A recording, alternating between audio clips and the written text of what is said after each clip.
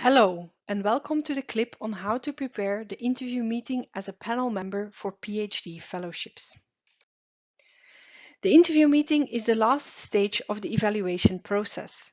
In this video, we discuss how to effectively prepare the interview meeting, how the meeting itself proceeds, and how consensus scoring and ranking works.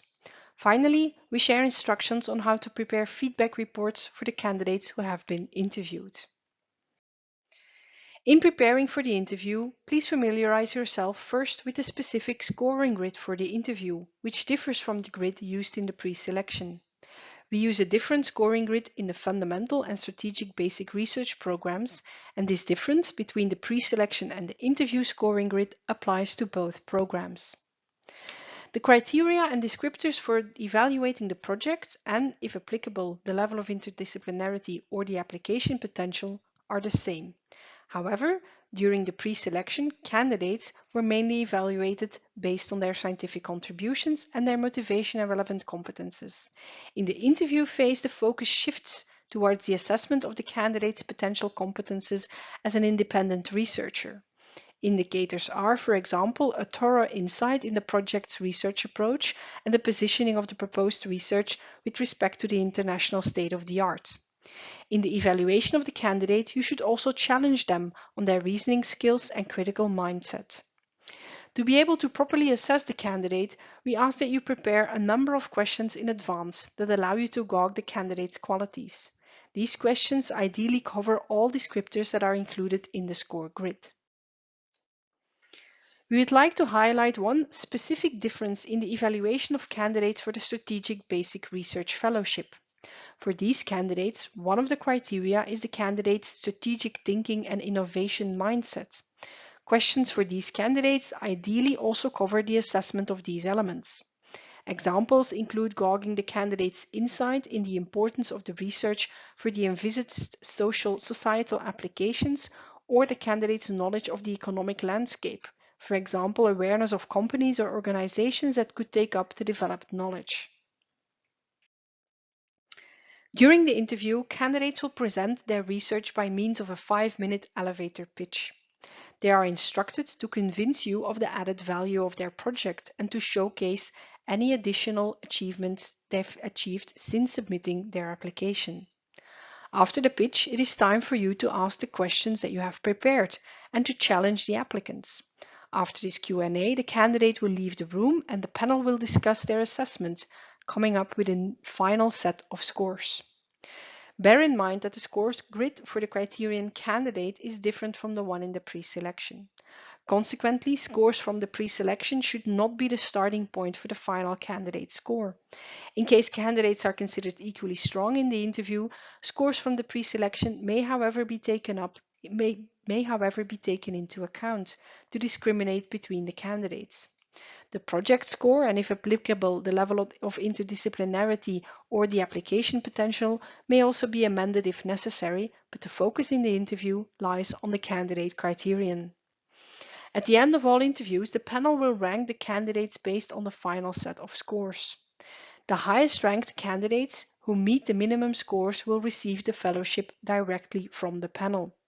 The minimum score for each sub-criterion is 4, with the exception of the application potential, where the minimum score is 2. Typically, more candidates meet the minimum scores than the panel has fellowships available. To these best remaining candidates, we give a wildcard, meaning they will be considered for the 10% of the fellowships that are allocated to the best candidates across all panels. Candidates who do not meet the minimum scores will be rejected.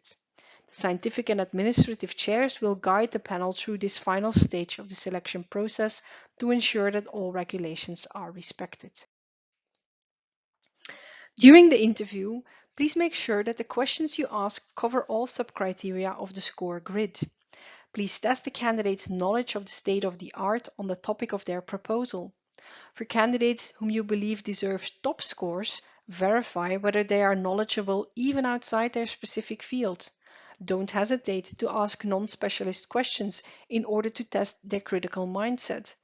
And also gauge the candidates on their plans to cover up lack of certain expertise. Be aware that an interview is a stressful situation for the candidates and that the debate at all moments should remain pleasant and encouraging. It may, however, be gently provoking at certain moments to allow the panel in the end to discriminate between the candidates.